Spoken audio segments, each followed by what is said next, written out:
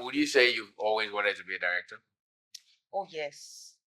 Oh yes, for sure. I've been doing this. So back in secondary school when I was still a child, I was the one who would put together all the match past choreographies, dance choreographies, public speaking points, debate points, and then up until I think SS3, no SS2, because SS3 students don't, I mean, they have to focus on their exams. So in SS2, you are made to, the set is made to do a school play, right?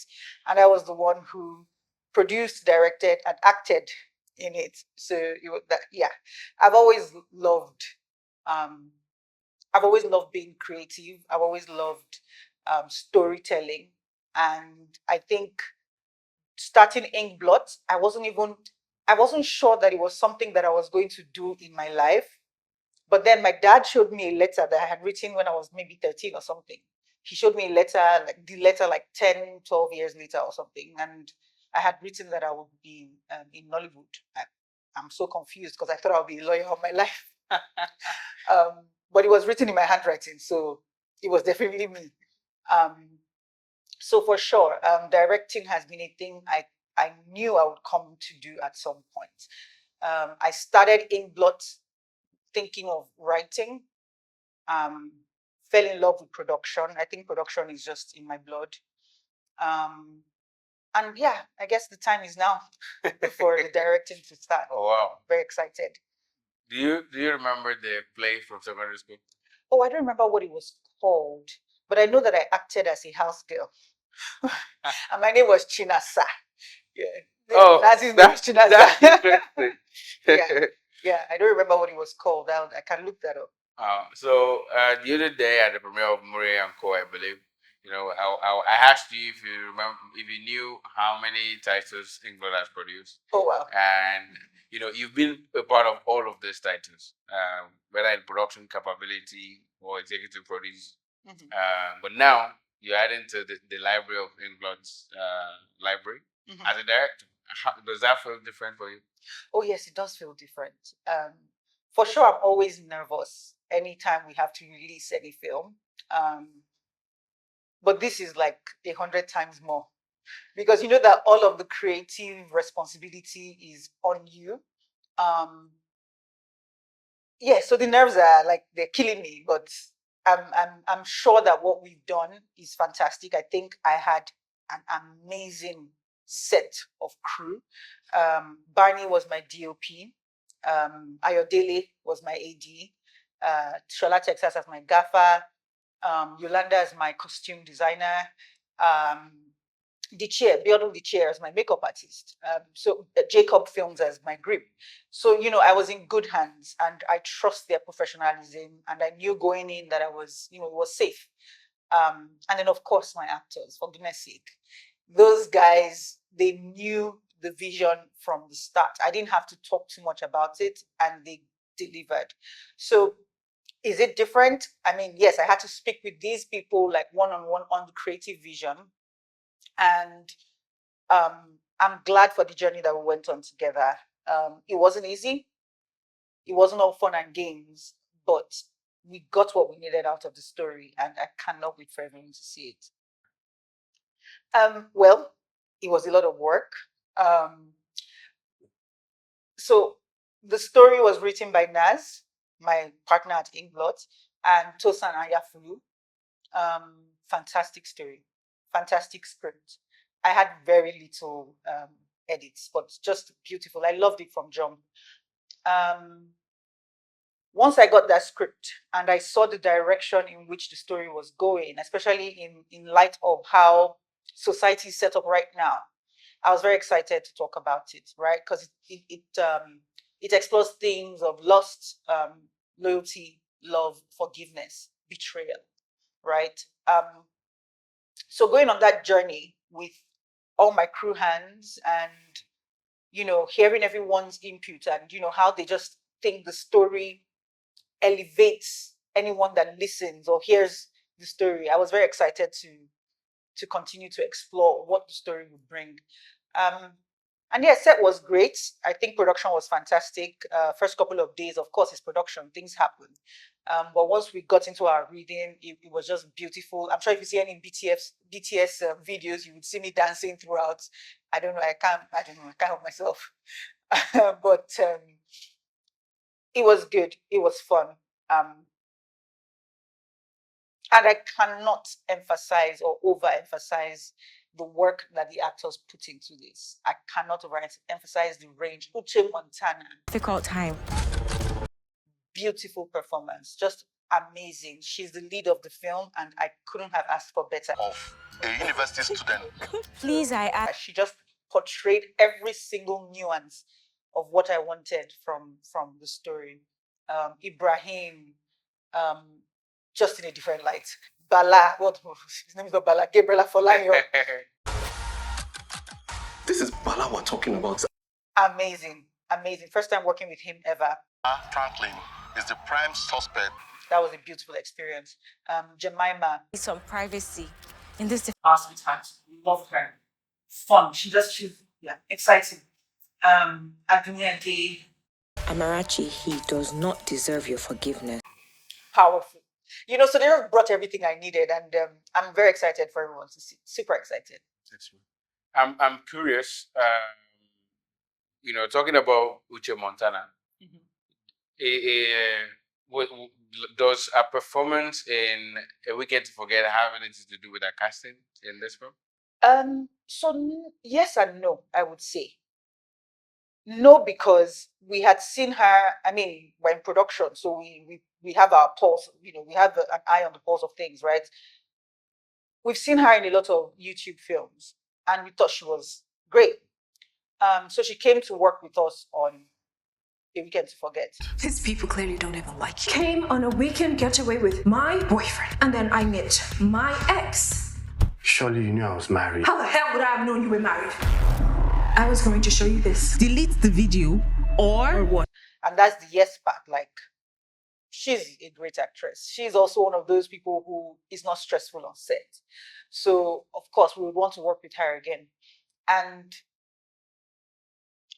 look, until you see the film, before you understand how excited I am, but until you see her performance, like when she needed to cry and grovel, she was it. When she needed to be a babe, she was it. When she needed to be a boss, she's just phenomenal. Interesting. Well, listening to you talk about production, it seems like I've talked to a lot of people that they always discuss how nightmarish production is, but you were dancing on set. Look, I think when something is what you love, it's what you love. Production is my thing. That's fully. Directing, I super love it, but you see, there is a lot of. As a producer, you are tackling issues day by day, and your fulfillment comes immediately. As a director, you have so much creative anticipation on certain ways that you want sets to look, you want costume to look, you want this, that, and the other to be. And you know where we are. Budget is budget, right? So having to always dial that down is not a fun experience. But also, it's so much fun when you have to dial it down and then you think of something super creative and you're like, oh, this is one better, right? So it's directing is beautiful, but it's a different ball game, right? So they're in two different pockets. And I've done production over, 25, 30 films, thereabouts. Oh. This is just my first directing gig. So let's do more of the directing and then we'll see how we'll come. Still on production, how would you describe or explain film production or what a film set is to an outsider, someone who doesn't know about film production at all? Oh, okay. Production. I'm trying to look for the nicest way to put it. Production is the most heart-racing, grueling, urgent thing you will do if you ever do it in your life. You're working with, let's say, 80 crew members and let's say another 20 cast members. that's 100 people that you have to wrangle every day for a number of days to get what you want. Production starts before production. So there's pre-production, right? Just even getting people together to believe in the vision, to negotiate with them on their fees, all of that. Just getting everyone's schedules to align. Oh, I have to travel for this person's wedding. Oh, I'm on this other set until this time. And then having to just, handle all of that. It is a lot of work, it's a lot of juggling. But I think that's where the fulfillment comes from, when you do it and you're like, well, I did it, and that is the joy. Every day there is a new devil during production. Like, something happened. There was a time we were shooting Generator Caught Fire. Like, you have to start putting out fire, or when you shoot, you go to a certain location and then you think you've settled the Agberus in the area, but then batch after batch starts to come, disrupting your production. I've had to sit in for one of our cast members who had an emergency call from home, and she had to run off to attend to her mom. And so thankfully she was wearing like a boo-boo and like a big wig. So I sat in there and we had to continue shoot. So, we had to think of creative ways to fix that. A lot of people don't see these things, they just come online and cha-cha-cha. But please come online and cha-cha-cha. It's what gives us the it's what gives us the feedback that we need, constructively. And yeah, production it's indescribable to people who haven't actually experienced it. There are people that come up to me and say, "Oh, I want to start something in filmmaking. I'm not sure. Can I just intern on your set?" And I'm like, "Okay, come on board." And there's a famous story we have during my wife and I, as we shot that. We hired 2 interns. By the second day, one quit. He's like, "No, I'm not doing this." But guess what? He quit filmmaking, but he went into distribution, and he's one of the big distributors, yes, right now. The other one was on set as a PA, but he's like, "Oh my God, I have to carry things left and right. I have to give people water and da da da da da." And now he's a big costume designer.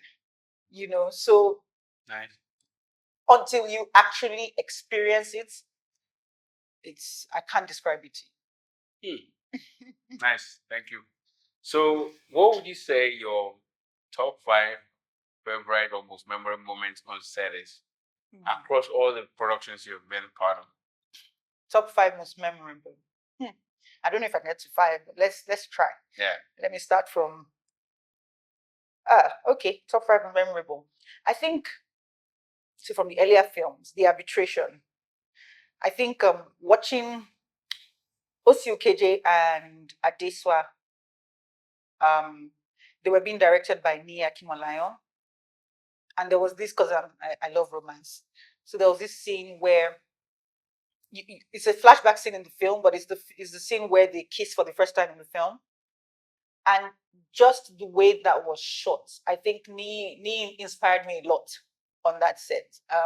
Just the way that was shot, I thought it was beautiful. And then it just showed me the beauty of positioning your camera and getting the same thing out of the story it's the same story, but different directors position their cameras differently.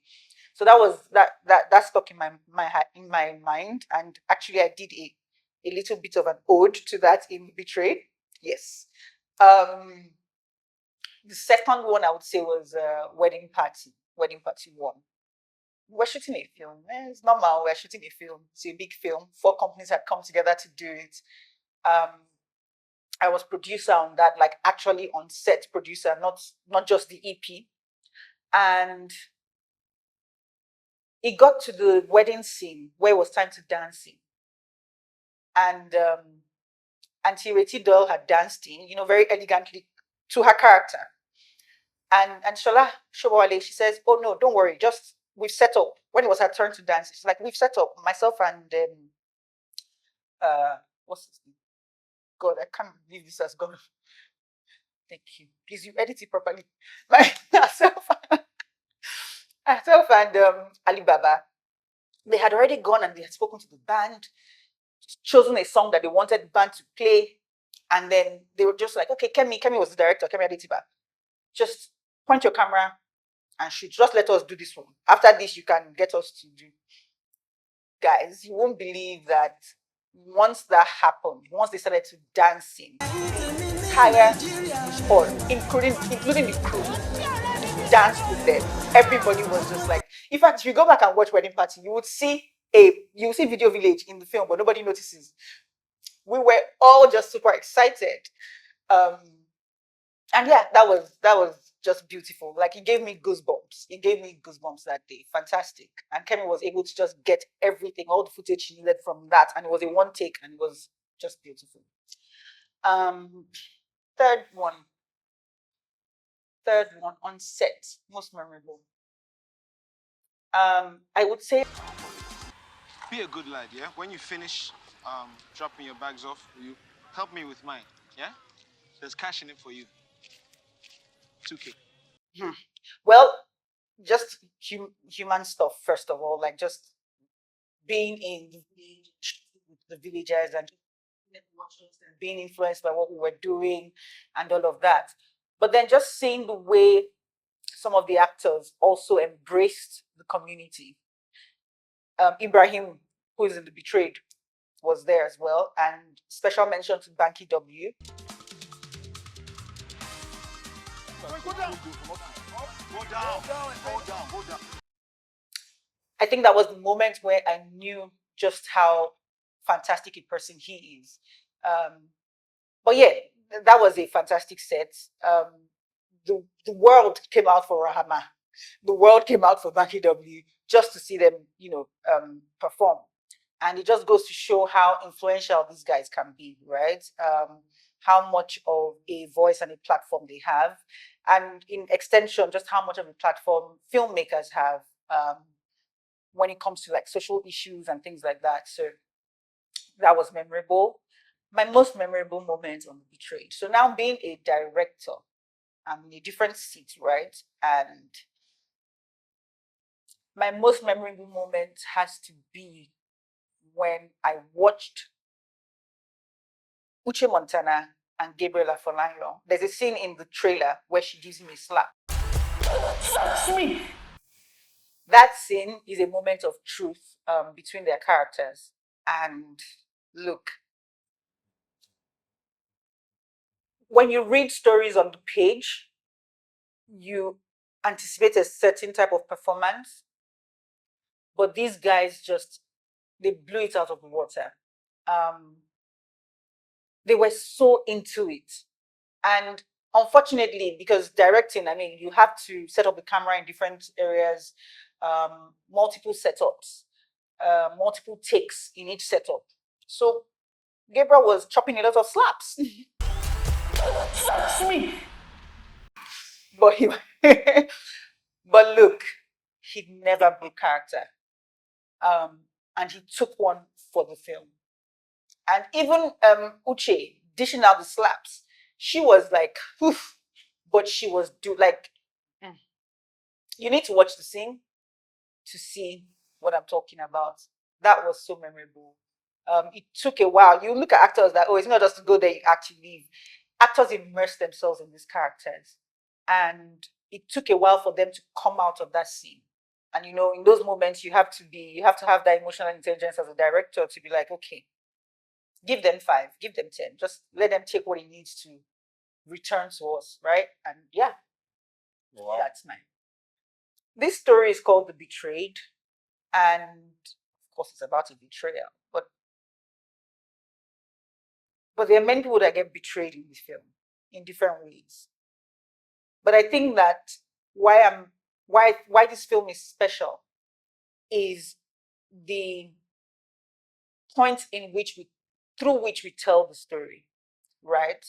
And which is focused on the romance and the love between a husband and a wife of 10 years.